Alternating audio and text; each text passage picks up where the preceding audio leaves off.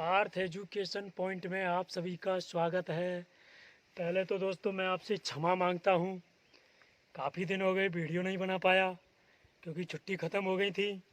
हम ड्यूटी पर आ गए थे, इसलिए हमें टाइम नहीं मिला। आज कुछ हमें अपने टाइम में से निकाल कर आपको देते हैं। तो दोस्तों हमारा चैप्टर जैसे चल रहा था कि हिमालय पर्वत श्रेणियाँ, तो हमने कई चैप्टर आपको क्लियर करा दिए। हिमालय की श्रेणियों के बारे में बता दिया और हिमालय के टुकड़े करके बता दिया। हिमालय के कितने भाग हैं वो भी हमने आपको बता चुके हैं। और हमने हिमालय से निकलने वाली बारहमासी नदियों के बारे में चर्चा की थी। नदी अपवाह तंत्र चल रहा था हमारा। नदी अपवाह तंत्र को हमने दो भागों में बांट लिया था। उत्तर भारत की नदियाँ, कितने भागों में? दो भागों में। एक थी उत्तर भारत की नदियाँ और एक थी प्रायद्वीपीय भारत की नदियाँ। कौन सी थी? प्रायद्वीपीय भारत की नदियाँ। और उत्तर भारत की नदियाँ यानी कि हिमालय से निकलने वाली नदियाँ। और हिमालय से निकलने वाली नदियाँ बारहमासी नदियों के नाम से जानी जाती हैं। किस नाम से जानी जाती हैं सर? बारहमासी नदियों के नाम से जानी जाती हैं। अब हिमालय से जो निकलने वाली हमारी प्रमुख कितनी नदियाँ थी? कितनी नदी अपवाह तंत्रों में हमने बांटा? 3 नदी अपवाह तंत्रों में। नंबर 1 था सिंधु नदी अपवाह तंत्र। सिंधु नदी अपवाह तंत्र। यहाँ हमारे पास जुगाड़ नहीं है, घर पे पढ़ाने का अच्छा जुगाड़ था, इसलिए आप समझो किस प्रकार चीज़ों को हम यूज कर सकते हैं। तो हमारे पास कुछ भी नहीं है, लेकिन फिर भी हम कि दीवार पर ऐसे ही हल्का सा मुझे यहाँ बोर्ड मिल गया, तो मैं इस बोर्ड के माध्यम से आपको कुछ समझा रहा हूँ। तो आप सिर्फ समझने पर ध्यान दें, चीज़ों को एडजस्ट करना सीखो सर। तो कितनी हिमालय से निकलने वाली नदियों को कितने अपवाह तंत्र में बांटा? हमने 3 अपवाह तंत्रों में बांटा। एक था सिंधु नदी अपवाह तंत्र, दूसरा हमारा था ब्रह्मपुत्र नदी अपवाह तंत्र। ब्रह्मपुत्र नदी अपवाह तंत्र। तीसरा था गंगा नदी अपवाह तंत्र। गंगा नदी अपवाह तंत्र। कितने अपवाह तंत्रों में बांट दिया हमने? पहले तो नदियों को कितने अपवाह तंत्रों में बांटा? 2। उत्तरी भारत की नदियां या हिमालय से निकलने वाली अपवाह तंत्र नदियां और प्रायद्वीपीय भारत की नदियां। अब हिमालय से निकलने वाली नदियां कितनी हैं? प्रमुख रूप से 3 नदियां, सिंधु नदी, ब्रह्मपुत्र नदी, गंगा नदी। और दक्षिण भारत की नदियां यानी कि प्रायद्वीपीय भारत की नदियों में गोदावरी, कृष्णा, कावेरी, नर्मदा, साबरमती, लूनी, माही, ये सब प्रायद्वीपीय भारत की नदियों में आती हैं। अब दोस्तों हमने सिंधु नदी अपवाह तंत्र के बारे में आपसे चर्चा कर ली है। सिंधु नदी की लंबाई हमने आपको बताई थी, कितनी थी? 2880 किलोमीटर। कितनी थी दोस्तों? सिंधु नदी की जो लंबाई थी हमारी 2880 किलोमीटर थी। कौन सी नदी की लंबाई? सिंधु नदी की लंबाई। अब सिंधु नदी का जो हमने गंतव्य स्थान बताया, कहाँ से निकलती है, एक बार रिवाइज करवा देता हूँ। मानसरोवर झील, ये कौन सा है सर? चीन है। पहले यहाँ तिब्बत, और तिब्बत अब किसका हिस्सा है सर? चीन का हिस्सा है। ये हमारा नेपाल हो जाएगा, ये नेपाल है, ये भूटान है। और ये जो जगह हमारी नेपाल और भूटान के बीच में जो जगह है, ये हमारा सिक्किम है दोस्तों। कौन सा है? सिक्किम। अब हम बात करते हैं कि सिंधु नदी का एक बार रिवाइज करवा देता हूँ। मैंने क्या बताया था कि तिब्बत में मानसरोवर झील के निकट से निकलती है और लद्दाख जिले में प्रवेश करती है और लेह होते हुए जास्कर श्रेणी और लद्दाख श्रेणी के मध्य से निकलते हुए ये पाकिस्तान में प्रवेश कर जाती है। यहाँ पर पंजाब में इसकी 5 सहायक नदियाँ हैं, झेलम, चिनाब, रावी, ब्यास और सतलज। इसकी सहायक नदियों के बारे में भी हमने आपसे विस्तार से चर्चा कर चुके हैं कि कौन सी नदी कहाँ से निकल रही है और पाकिस्तान में होते हुए कहाँ गिरती है? अरब सागर में। कौन सी नदी? सिंधु नदी। और इस सिंधु नदी के कारण ही हमारे भारत का क्या नाम पड़ा? हिंदुस्तान। क्या नाम पड़ा दोस्तों? हिंदुस्तान। तो आज हम पढ़ेंगे दोस्तों ब्रह्मपुत्र नदी। आज क्या पढ़ेंगे हम? ब्रह्मपुत्र नदी अपवाह तंत्र, यानी कि हिमालय से निकलने वाली दूसरी बारहमासी नदी। अब ये ब्रह्मपुत्र नदी दोस्तों, इसका नाम ब्रह्मपुत्र कैसे पड़ा ये भी हम जानेंगे। तो ब्रह्मपुत्र नदी सबसे पहले दोस्तों चीन में मानसरोवर झील, चीन में यह भी कहां से निकल रही है, मानसरोवर झील के निकट से। चीन में सिंधु नदी, ये ब्रह्मपुत्र नदी मानसरोवर झील के निकट से निकलती है और ये तिब्बत में इस प्रकार जाती हुई, तिब्बत में इसका नाम शांगपो नदी, तिब्बत में इसका किस नाम से जानते हैं दोस्तों, शांगपो नदी के नाम से। तिब्बत में किस नाम से जान गए हम इसको, शांगपो नदी के नाम से जानते हैं, शांगपो नदी। तो ब्रह्मपुत्र नदी का उद्गम स्थान कैलाश श्रेणी, कैलाश श्रेणी कहां पर है, तिब्बत चीन में। तो कैलाश श्रेणी कौन सी श्रेणी है दोस्तों, कैलाश श्रेणी। झील कौन सी है, मानसरोवर झील। तो कैलाश श्रेणी और मानसरोवर झील के निकट से सिंधु नदी निकलती है और इस स्थान पर इसको सांगपो नदी कहते हैं। ये कहां पर, कौन से पठार में स्थित है, तिब्बत का पठार। पठार भी कौन सा हो गया हमारा, तिब्बत का पठार, तिब्बत का पठार।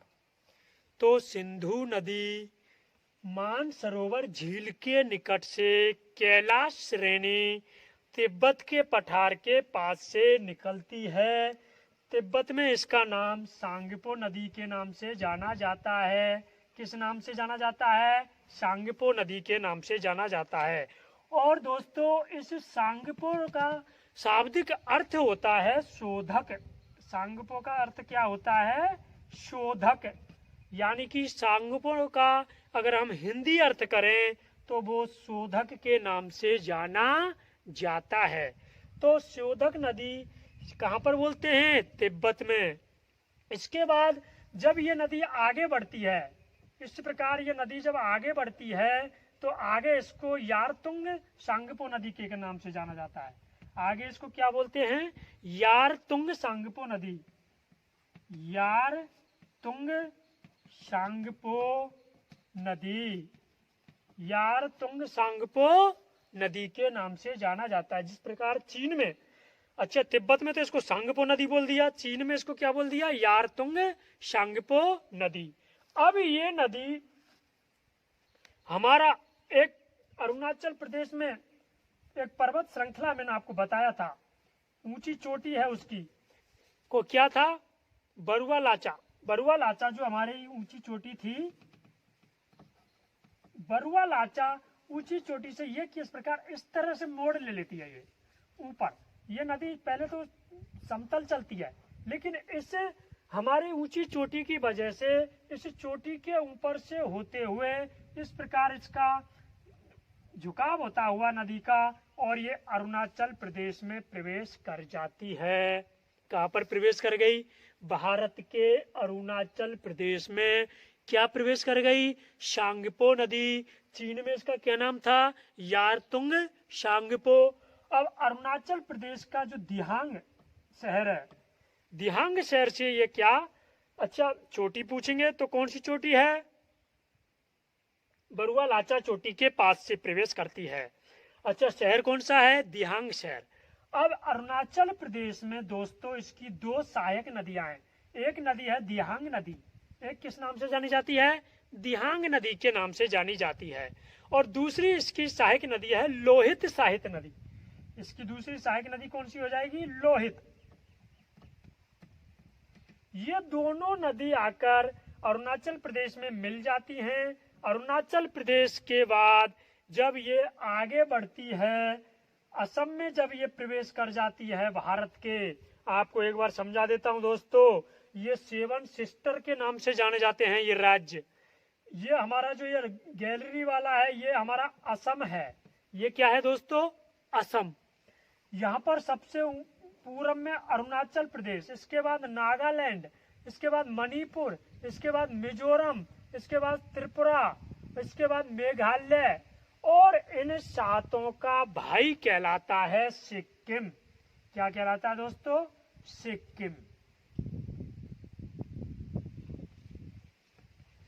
सिक्किम क्या कहलाता है? इन सातों बहनों का भाई कहलाता है। तो एक बार काउंट करेंगे कितनी 7 सिस्टर के नाम से जाने जाते हैं? 7। असम 1, अरुणाचल प्रदेश 2, नागालैंड 3, मणिपुर 4, मिजोरम 5 और तुम्हारा त्रिपुरा 6 और मेघालय 7।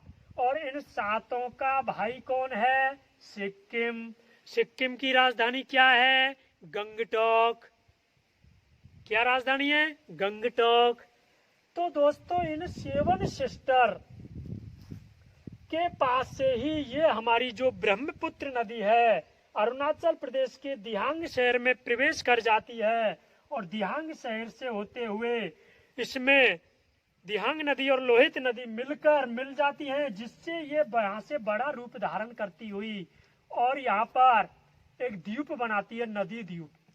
असम में आकर ये सबसे बड़ा, विश्व का सबसे बड़ा नदी द्वीप का निर्माण करती है और उस नदी द्वीप का नाम है दोस्तों माजुली द्वीप। क्या नाम है? माजुली। इस माजुली नामक द्वीप के नाम से जाना जाता है। अगर आपसे पूछेंगे कि विश्व में सबसे बड़ा द्वीप कौन सा है तो ग्रीनलैंड। अगर आपसे पूछ लिया कि विश्व में सबसे बड़ा नदीय द्वीप कौन सा है तो दोस्तों सबसे बड़ा नदीय द्वीप माजुली द्वीप असम में स्थित है। किस नदी पर स्थित है? ब्रह्मपुत्र नदी पर। असम में इस नदी का नाम क्या हो जाता है? ब्रह्मपुत्र नदी। क्या नाम हो गया? ब्रह्मपुत्र नदी। अब यहाँ से इस असम के बाद ये बांग्लादेश, पश्चिमी बंगाल में होते हुए इसके 2 भाग हो जाते हैं। एक भाग बांग्लादेश में प्रवेश कर जाता है जिसको मेघना के नाम से जाना जाता है। मेघना यानी कि जमुना और पद्मा दोनों मिलकर मेघना का रूप धारण करती हैं। यानी कि गंगा नदी को जमुना बोलेंगे और इसको पद्मा, ये पद्मा के नाम से जानी जाती है। और गंगा और पद्मा जब दोनों मिल जाती हैं तो वो मेघना के नाम से जानी जाती हैं। और मेघना नदी हमारी बंगाल की खाड़ी में आकर गिरती है और विश्व का सबसे बड़ा डेल्टा सुंदरवन डेल्टा बनाती है। कौन सा डेल्टा बनाती है? सुंदरवन डेल्टा। पहले में भी मैंने आपको बताया कि जो ये अरब सागर में गिरने वाली जो नदियां हैं, ये हमारी इधर वाली जो नदियां हैं दोस्तों, अरब ये पश्चिम की तरफ बहने वाली नदियां, ये ज्वार नदमुख का निर्माण करती हैं। किसका निर्माण करती हैं? ज्वार नद मुख का निर्माण करती हैं। और हमारी पूरब की तरफ बहने वाली नदियां किसका निर्माण करती हैं? डेल्टा का निर्माण करती हैं। किसका निर्माण करती हैं? डेल्टा का निर्माण करती हैं। तो हमारी इसीलिए बोलते हैं कि गंगा और ब्रह्मपुत्र नदी मिलकर, यानी कि जमुना और पद्मा नदी मिलकर मेघना का रूप धारण करती हैं। और जब ये मेघना नदी हमारी इस बंगाल की खाड़ी में आकर गिरती है तो सबसे बड़ा डेल्टा बनाती है सुंदरवन डेल्टा। और ये सुंदरवन डेल्टा सुंदरी नामक पादप के लिए प्रसिद्ध है। किसके लिए प्रसिद्ध है? सुंदरी नामक पादप के लिए प्रसिद्ध माना जाता है। यानी कि सुंदरी नामक जो पादप है वो इस सुंदरवन डेल्टा में सर्वाधिक पाया जाता है। और इस सुंदरी नामक पादप के नाम पर ही इसका नाम सुंदरवन डेल्टा हो गया। तो एक बार हम ब्रह्मपुत्र नदी का रिवाइज करते हैं दोस्तों। ब्रह्मपुत्र नदी चीन में मानसरोवर झील के निकट से कैलाश श्रेणी तिब्बत के पठार के पास से निकलती है। जहां से ये निकल रही है वहां तिब्बत में वो तिब्बत था। पहले तिब्बत एक स्वतंत्र राष्ट्र हुआ करता था, लेकिन चीन ने अब उस पर अधिकार कर लिया है तो अब वो चीन में ही शामिल माना जाता है। तो यहाँ पर इसको सांगपो नदी के नाम से जानते हैं। किस नदी के नाम से? सांगपो नदी के नाम से। यहाँ से जब ये आगे चलती है तो इसको यारतुंग सांगपो नदी के नाम से जाना जाता है। चीन की तरफ आती है तो यारतुंग सांगपो, उससे भी आगे फिर ये बरुआ लाचा, हमारी जो माउंट सबसे पूर्व की सबसे ऊंची चोटी है अरुणाचल प्रदेश में, ये उससे इसका क्या है, इसका प्रवाह क्षेत्र मुड़ जाता है, ऊपर होते हुए फिर ये अरुणाचल प्रदेश के दिहांग शहर में प्रवेश कर जाती है। और दिहांग शहर में ये दिहांग नदी यहाँ पर मिलती है, इसलिए उस दिहांग नदी के कारण उसका शहर का नाम क्या पड़ गया, दिहांग शहर। तो दिहांग और लोहित नदी आकर इसमें मिल जाती हैं। इसके बाद असम में आकर ये ब्रह्मपुत्र नाम से जानी जाती है। और दोस्तों आपको बता दूं, अभी जो वर्तमान में यूक्रेन और रूस में जो युद्ध चल रहा है, रूस और यूक्रेन, तो रूस जो देश है ये पावर, इसके पास सुपर पावर है।